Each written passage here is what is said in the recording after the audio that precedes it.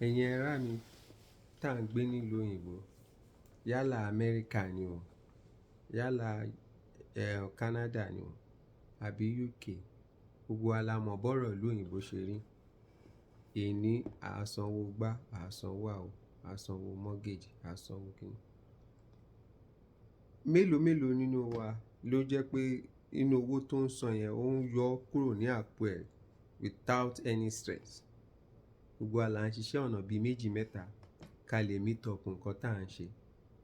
Ṣùgbọ́n mo rí tí ìyàwó mi ń ṣe business kan tó ń jẹ́ pé lórí ẹ̀rọ ayélujára ló ti ń ṣe. Mo dẹ̀ ti bá gba oríṣiríṣi check. Nǹkan mú wá tán sọ pé ó ṣe gbá kan ó ṣàwò kan tó ń kó ń pa owó wọlé. Ẹ dẹ̀ mọ̀ bọ́rọ̀ àwọn obìnrin ṣe rí. Wọ́n ṣe máa gba owó wọn yẹn, àpò wọn ló ń lọ. Wọn ò ní fi nǹkan kan fún wa, wọn ò ní jẹ́ kó mọ̀. Ìgbà tó wáyà mo wá bẹ̀rẹ̀ sí ní béèrè lọ́wọ́ ẹ̀ pé kó já mi sí. Mo ló wá já mi sí business. Ní business o ní ìdí láti máa ṣe nǹkan kan.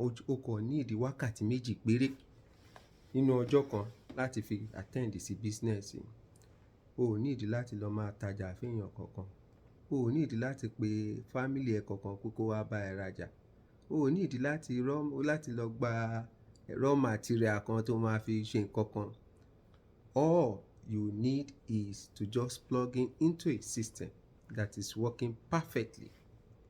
Mo tún sọ òyìnbó ń bẹ̀ yẹn kẹ́ lè mọ̀ pé kò ń ṣe pé fún àwọn kan set of people kan ni o, fún gbogbo wa ni, fún àwọn ọkùnrin especially tó bá ní time.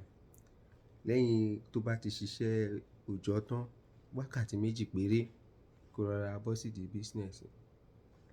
Ẹ má gbàgbé mi ò ní much time láti sọ̀rọ̀ níbí. Click on learn more button. More details will be discussed.